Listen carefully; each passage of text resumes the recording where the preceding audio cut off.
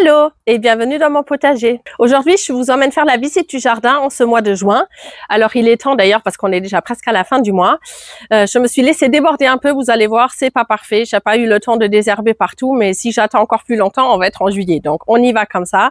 Et de toute façon, le but de cette chaîne, c'est de vous montrer la réalité, pas un jardin de magazine. Contrairement aux visites du jardin que j'ai déjà pu faire en avril et en mai, je vais proposer de faire la visite en deux parties, donc en deux vidéos, parce que là, il y a plus de choses à raconter, parce que ça y est, cette fois-ci, tout est planté.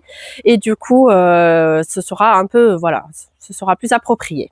Donc cette fois-ci, on va se contenter de faire cette partie-là du jardin. Vous allez voir ça sur le plan. Et la prochaine fois, on ira de l'autre côté de mon grillage. Alors, avant de commencer, je profite de cette introduction pour souhaiter la bienvenue à tous les nouveaux spectateurs et tous les nouveaux abonnés qui sont arrivés sur cette chaîne depuis les toutes dernières vidéos que j'avais faites et surtout depuis que Antoine a eu la gentillesse de mentionner ma toute petite chaîne sur sa très grande chaîne Antoine le potagiste. C'était super sympa. D'ailleurs, merci beaucoup Antoine. C'était vraiment adorable. Donc, du coup, je vais vous représenter un tout petit coup le potager et le concept. Désolée pour les quelques abonnés de la première heure qui ont déjà entendu le discours. Et puis après, on va commencer la visite de ce jardin. Alors, voilà pour la petite présentation. J'ai un potager d'environ 100 mètres carrés cultivé, sans compter les allées ni rien, ainsi qu'une grande haie à double rangée, une haie vive en partie comestible. J'ai également quelques arbres fruitiers et puis j'ai une petite partie ornementale plutôt devant la maison. Alors par contre, ce n'est pas une disposition classique. On n'a pas le potager en un carré, on va dire dans un grand rectangle un peu caché au fond du jardin comme c'était dans les jardins d'antan. Chez nous, c'est vraiment tout un peu imbriqué. Vous allez voir ça au fur et à mesure de la visite et je vous expliquerai à chaque fois les avantages que ça a. L'autre chose qu'il faut savoir, c'est qu'on ne cultive uniquement en bac, à part pour la bâche des courges et courgettes que vous verrez dans la seconde partie de cette vidéo. Donc soit en bac surélevé comme celui que vous voyez ici, soit surtout en bac classique de 30 cm de haut. Et ils sont tous grillagés parce qu'on a une grande pression de râteau-pied et de campagnole. En tout cas, on en avait une, maintenant ça va beaucoup mieux. Dernier élément super important que vous avez besoin de savoir si vous n'avez jamais regardé mes vidéos, c'est que je suis en moyenne montagne. C'est-à-dire que j'habite à plus de 800 mètres d'altitude dans le massif du Jura. Donc forcément, toute ma manière de jardiner découle de la température et des contraintes que je peux avoir dans cette région. Tous nos bacs sont en bois. Et on les a construits il y a déjà plusieurs années avec beaucoup de bois de récup à l'époque, traités ou pas traités. Quelques-uns, on les a fait neufs comme celui-ci, mais la plupart, c'était vraiment du rafistolage, on va dire, pour voir déjà si le système nous convenait. Donc maintenant, ils sont un peu en fin de vie. Donc ils sont plus très beaux à voir à l'écran, mais ils sont encore fonctionnels, donc je ne les changerai uniquement quand ils tomberont vraiment en lambeaux. Mais assez papoté, commençons enfin cette visite du jardin. Comme toutes les visites que j'ai pu faire jusqu'à présent, nous commencerons toujours à cet endroit, c'est-à-dire sur le bord de ma terrasse, à côté de ce grand bac surélevé. Nous allons donc faire le tour et puis comme ça, vous pouvez comparer d'un mois sur l'autre tout ce que vous voyez dans mon jardin. Donc voilà, avant de commencer la visite du jardin, je vous montre rapidement mon plan sur Potager Coach. Donc vous voyez, en tout c'est ça. Alors je vous montre un peu depuis le début ce qu'on va voir aujourd'hui.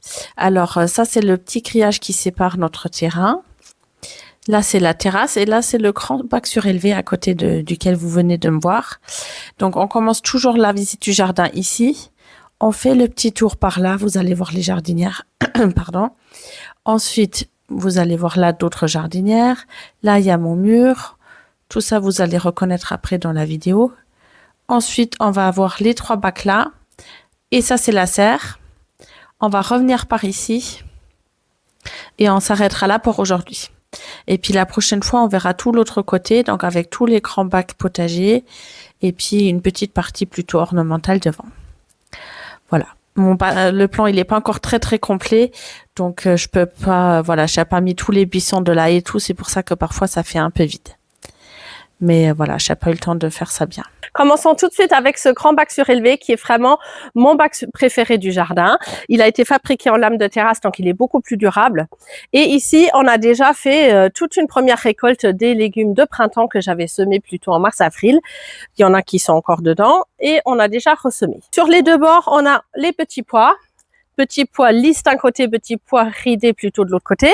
Alors, on a eu tellement chaud ces derniers temps. On est déjà à la 4e vague de chaleur, je crois, avec plus de 30 degrés pendant plusieurs jours d'affilée. Même si on n'est pas en canicule parce que la nuit, ça rafraîchit considérablement. Pour les petits pois qui, normalement, chez nous, durent jusqu'en juillet, voire parfois jusqu'à début août, ils commencent déjà à avoir très chaud. Donc, ils commencent à jaunir malgré les arrosages. Donc, je crois que cette année, elle durera pas longtemps, la saison des petits pois. Moins longtemps que d'habitude. Sinon, nous avons ici des carottes, des oignons. Nous avons récolté beaucoup de radis. Nous avons des choux raves, j'en ai déjà récolté. On voit là-bas des pommes de terre spontanées qui ont poussé. Donc, ma foi, je les ai laissées. Et j'ai ressemé des haricots. Alors ça, c'est des haricots violets, à gousse violette. Alors, elles deviennent vertes après à la cuisson, mais ça permet de les voir plus facilement pour les récolter. Ici, nous sommes dans un petit coin de la terrasse. Alors là-bas, vous le voyez pas, mais il y a un petit toit qui arrive à peu près ici. Et donc ici, nous avons un récupérateur d'eau qui est très pratique. Et puis 2 grandes jardinières avec ici 2 poivrons et ici une tomate. On a également une vigne chasselas dorée que je dois tailler, mais là, il faut que je grimpe sur un escabeau. On a ici, au pied de la vigne, j'ai planté de la ciboule, des petits oignons, du fenouil, quelques fleurs, voilà. Je précise que j'ai acheté ces plants de poivrons déjà grands, surtout celui-ci. C'est pour ça qu'il y a déjà un poivron grand comme ça dessus. Ce qui est donc une stratégie que j'ai adoptée dans mon jardin depuis maintenant 2-3 ans. Ça vaut vraiment le coup d'acheter des plants greffés ou des plants déjà grands de certains plants que je n'aurais pas le temps de faire grandir assez parce qu'on n'a pas assez de lumière, pas assez de chaleur, etc. Surtout que je n'ai pas de meubles à semis avec lumière artificielle à l'intérieur de la maison. Donc ça fait un peu plus de frais, mais ça reste rentable, comme je peux le constater chaque année sur le logiciel que j'utilise, Potager Coach. Et le plant de tomate, par contre, c'est un plant que j'ai fait moi. Les tomates, je les fais moi-même, sauf les quelques plants greffés que j'ai dans la serre et que je vous montrerai plus tard. Voilà, comme vous voyez, le temps a changé. Je n'ai pas réussi à filmer tout d'un coup parce que j'ai dû aller chercher le petit à l'école. Et maintenant, on est reparti en vague de chaleur. Il fait 30 degrés. J'espère que vous voyez quand même un peu à contre-jour. Donc ici, pour faire le tour de la terrasse rapidement, j'ai un mini bac surélevé avec du persil et puis du basilic qui est devenu très beau. Alors, il est pratiquement plus beau que celui que j'ai dans la serre, mais c'est le seul que j'ai mis à l'extérieur cette année parce qu'on a eu une météo extrêmement mitigée en ce printemps. Ensuite, donc mes tomates en pot. Faut d'ailleurs que j'arrose un peu.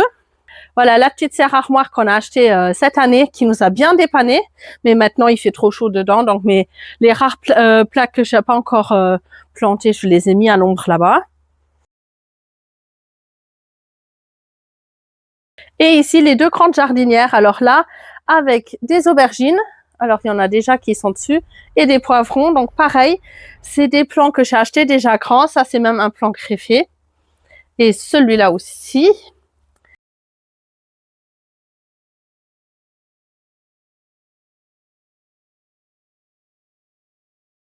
Alors voilà notre mur très bien exposé qui crée une sorte de microclimat dont je profite pour cultiver mes herbes aromatiques du sud, comme là le romarin qui est devenu énorme. J'ai aussi du thym, de la sauge, voilà, plein de l'origan, plein d'herbes plutôt méditerranéennes. Il y a aussi la vigne, il faut que j'arrive à l'attacher un peu plus. Alors il y a une vigne Italia, c'est du raisin blanc. Et ensuite, on a le muscat de Hambourg, c'est donc un raisin, comment on dit en français, bleu, blanc, rouge, rouge, oui. Rouge. Alors, c'est donc un raisin rouge. Alors, vous voyez qu'il y a beaucoup de fleurs. On va voir ce que ça donne. Voilà, donc ça, c'était le côté plutôt terrasse, on va dire.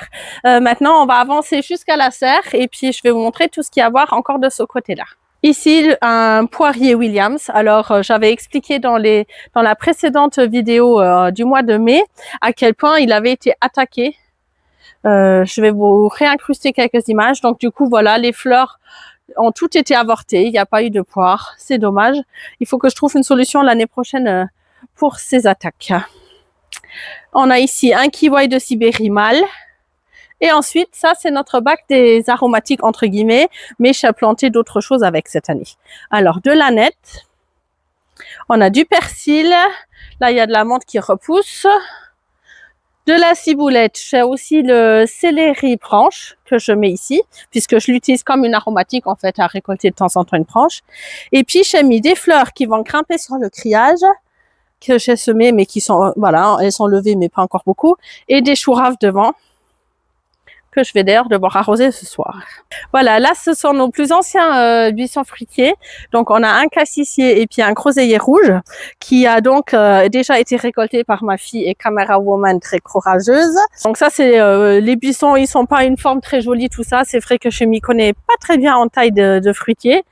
Mon point fort c'est plus le potager que les fruits, mais voilà, il est hyper productif donc en fait c'est pas très gênant. Ici, on a donc un autre poirier qui a été aussi attaqué. C'est un doyenné de comice. Alors maintenant, on va parler de ces 3 grands bacs qui font chacun 4 mètres par 1 mètre. J'ai oublié de le dire tout à l'heure, le bac surélevé aussi, c'était 4 mètres par 1 mètre le long de la terrasse. Alors celui-ci, il a des tomates. Alors j'ai 4 Roma et 4 Moneymaker. Alors il y a déjà des petites tomates vertes dessus. On va voir ce que ça donne. Hein. C'est sûr que cette météo qu'il y en a, elle plaît beaucoup aux tomates. L'année dernière, c'était la catastrophe à l'extérieur. Mais cette année, je pense qu'on aura une belle saison. En revanche, c'est les choux qui ont souffert. L'inverse de l'année dernière. Ensuite, ici, j'ai une culture de carottes et d'oignons. Alors, j'alterne toujours les rangées en espérant que ça aide un peu pour la mouche de la carotte, de l'oignon, etc. Et surtout, au niveau de l'optimisation de l'espace, je trouve que c'est pas mal aussi. Et ici, nous avons nos 2 grands bacs de culture de pommes de terre. Alors, j'en ai encore un peu ailleurs, mais c'est vraiment ça la culture principale. Alors, ici à droite, alors à chaque fois, il y a 3 rangées. Ici à droite, j'ai donc 2 rangées de la variété désirée, qui est une variété rouge avec une chair plutôt farineuse. Et puis là-bas, et puis la première rangée ici, c'est la variété Maïwen, qui est donc une pomme de terre à chair ferme.